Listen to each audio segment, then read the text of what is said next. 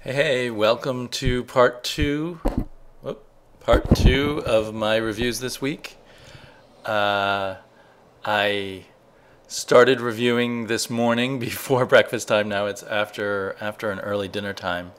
Um, but I went on too long about the Flash, which, despite my quibbles on the annual, I really enjoyed. Um, so now I still have four more books I wanted to talk about. I already showed the covers in the last video, if you're interested to hear what I said before. Anyway, here's Trio, number 4. And I've been reading it since number 1. I have a John Byrne feeling inside me sometimes where I want some good John Byrne. The art continues really strong here. I said before, and it continues to feel like kind of Fantastic Four meets Godzilla movie, for lack of any other better way to explain it. We end up with lots of strange creatures at this point battling each other, along with our main heroes, rock, paper, and scissors. There's scissors and paper, I guess, in that picture there. I'm not seeing rock. Anyhow, so they're kind of our Fantastic Four-like characters who still haven't been very developed. And this issue introduces a new supervillain who comes from a different dimension, different Earth reality. I assume where the Nazis were took over and were superpowered. But he arrives in our dimension and renames himself Golgotha. And I should know what Golgotha means, but I've forgotten. I thought maybe it was like the place, something in the Bible, like the place where Jesus was crucified? No, I don't know. Something like that. There's rock and there's scissors. So we get a kind of hasty wrap-up to the plot that's been going on for the last 2 issues, where there's this giant space entity, kind of like Galactus, I guess, who's going to suck up all the water from Earth. And he's mostly been fighting this Godzilla-like creature, which is controlled by our underwater Namor-ish person. And I'm going to kind of ruin it here, but he accidentally and easily defeats the supervillain, the outer space supervillain. The Godzilla-like character accidentally easily defeats him. And then we have this other villain here who's easily taken out. And then another alien who knows how to run the ship and return the water to Earth. So we get the ocean filled back up and the problem solved. There was something in it. I guess it is kind of like how things would happen in a kid's comic book, where problems are easily solved after seeming really complicated. One interesting complication is we get some more views of these underwater creatures and what was really going on with them, and they're obviously going to continue to be a threat, and they aren't quite what they seemed. So that's cool. And then we get the entry of Golgotha battling our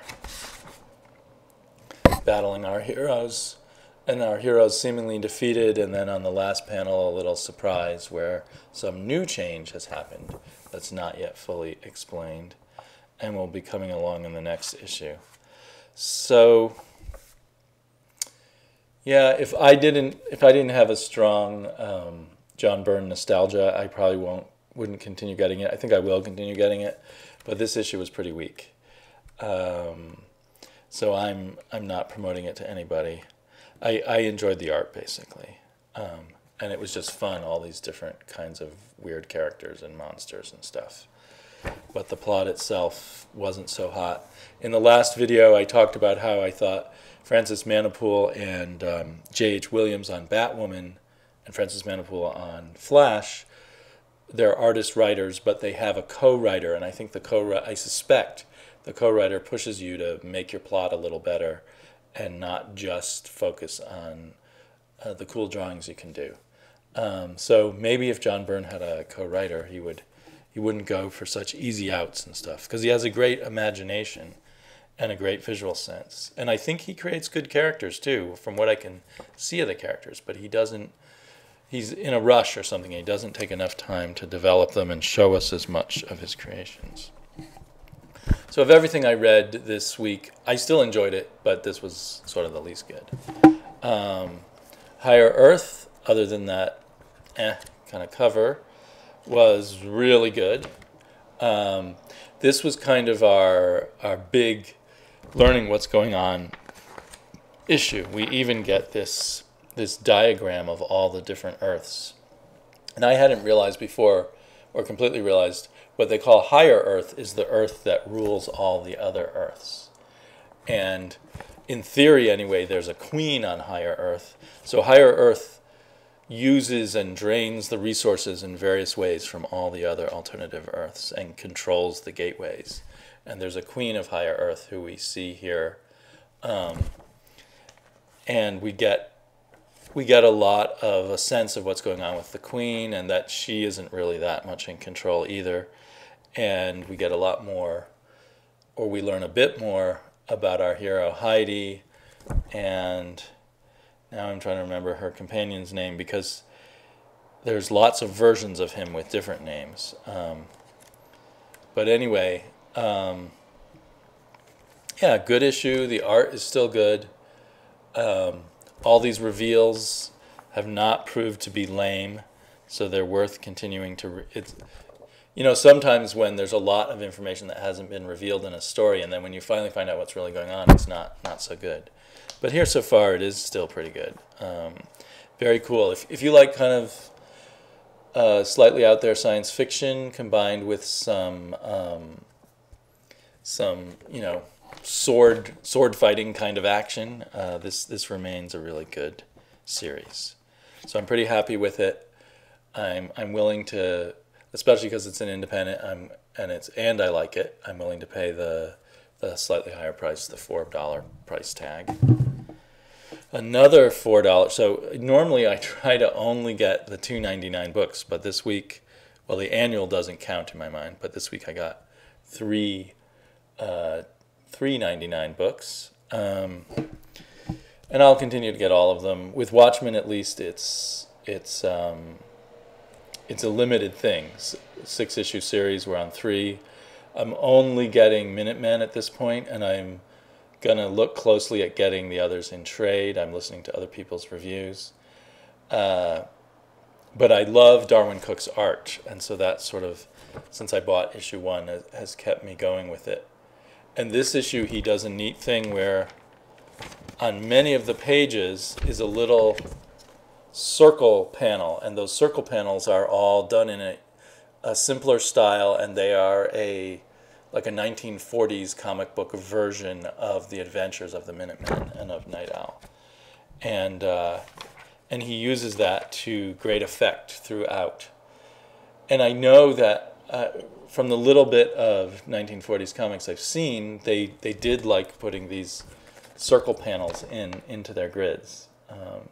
So it's a cool effect. My one, well, a couple of caveats. Darwin Cook, the writer and artist of this, is definitely going for the adult themes. He's looking heavily into the homosexuality issue and the issue of sadomasochism. Perhaps the appeal of to become a superhero is because you're a sadomasochist of some sort. So he looks into that a lot. Maybe accidentally or not accidentally, it almost seems to associate homosexuality with a certain amount of sadomasochism. I'm not sure if that's fully his intent. And there's a few parts I just don't get. Like here we get these spanking images, and I'm not sure if they're showing us something from someone's life. I think they're actually just showing us photographs that are on the wall of this photographer where the superheroines are getting their picture taken. But that's not totally clear. And I was kind of bummed. At the end of the last issue, someone is found dead, hanging, and it's still not clear who that was or who did it. I think we're supposed to understand who did it. I don't think we're going to be told anymore. I think they mention a dead boy in this issue, so I think they just found a kid who was killed by the child prostitution traffickers. But we're not told enough about that. And he does an interesting thing where we see in these red panels, we flash through a bunch of scenes in these red panels that seem like maybe something that's S&M, but eventually turns out to be something else. And I don't know what he's meaning to imply with that either, actually. So there's a lot of stuff in here that I'm not sure where Darwin Cook is trying to take us with it. But it's pretty intense adult stuff. But I continue to love the art. He continues to sort of surprise me or delight me here and there. Take, for instance, this scene here. If you look at all the panels here, except for the round one, they form one picture that tells us a lot and reveals some stuff that we weren't sure what we were seeing earlier, and it's finally all revealed. And then in the middle, this ironic picture from what would have been a comic book of the day, showing their adventures. So yeah, if you're up for the adult stuff, this is very good, and I'm glad I picked it up. I'm not reading the Black Freighter or the Curse of the Crimson Corsair because you only get 2 pages per before Watchmen, and you have to buy them all to get the whole story. But I did see that DC has the whole story, as it's so far been published, online for free on their website. But you have to do like click the link to go to another tab to get a big enough picture of the page to read it very well, so it's a bit of a drag. But yeah, like that issue. Another one I liked a lot, and a bit of a surprise how good it was Journey into Mystery. Not because I expected it to be bad, but because I haven't been reading Journey into Mystery. I have a huge stack of older Journey into Mysteries that I need to read, that I won a while back from a comic book mom and Rorschach's Journal, but I haven't had time to read them. But I picked up this because I'd read a few weeks ago. I'd picked up my first Thor in ages, and it was the prelude to this story, Everything Burns, which is going to be going back and forth between Thor and Journey into Mystery. And I enjoyed that prelude, but it seemed like lots of little bits unfocused. This was a very focused story, focused on problems in Asgard and Vanir, I guess it's pronounced. I don't know for sure. And the brewing of a war between them based on, I think, the manipulations of Suter and perhaps some screw-ups that Loki has done. This is all very interesting because there's a child Loki in this who, at least in theory, seems to mean well and is kind of protected by Thor. So the art in this was amazing. I really like the way this artist draws Thor.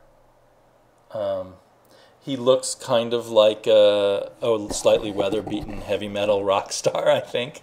But I say that as a good thing. I like that. I could imagine him in one of those Viking metal bands. And the art just has kind of a scratchiness to it that I liked. It seemed to fit Thor really well. I feel a kind of rough-hewn, capture a barbarian kind of feeling artwork is really good. I guess Journey into Mystery has been not always focused on Thor, but here it's mostly Thor with Loki as the secondary character. And we get the beginning of a war between the Vanir and... I do have a complaint, though, about the art. The coloring on the page, this might be great digitally, but on the page, the coloring just kind of obscures a lot of the art, and sometimes I have trouble seeing all the lines and what's going on. There were a few pages where I had to look very close to figure out. I'd see a word balloon coming out of someone, and I'd be like, who is that? And then I'd realize, oh, that's Faldral or someone. So yeah, if you're into Thor, I think this may prove to be, this Everything Burns may prove to be quite a good series, at least the Journey into Mystery side of it, where it's drawn by this artist, who I guess his name is Di Giandomeccio, yeah, an Italian name that's far beyond me. Carmine Di Domenicio. Sounds to me like an artist who still lives in Italy. If he'd come through America, they probably would have shortened his name in some way, I have a feeling. It's great. One of the great things, I guess, about modern comics is we do have so many international artists. You get an influx of really interesting styles. Yeah, just wish there was more good coloring. There's lots of good coloring in comic books. I love the coloring in here. Loved the coloring in The Flash. Coloring in Higher Earth is excellent and really adds to the art. I'd say this, in terms of judging books by coloring, Higher Earth is one of my favorites. A lot of really brilliant coloring. So there you go. I keep hoping that I'll be able to have a chance to make a lot of videos. I don't know if that'll really work out. At least now I'm not the only one my daughter will accept putting her to bed. So now my wife and I take turns putting her to bed. And putting her to bed just has been really hard the last few months. It can take like an hour, hour and a half sometimes, and then you're exhausted. You know, you've done so many tricks trying to put her to sleep that you're ready to go to sleep yourself. But anyhow, I might have time for some more videos this long weekend, and I hope I do. Talk to you all later. Bye-bye.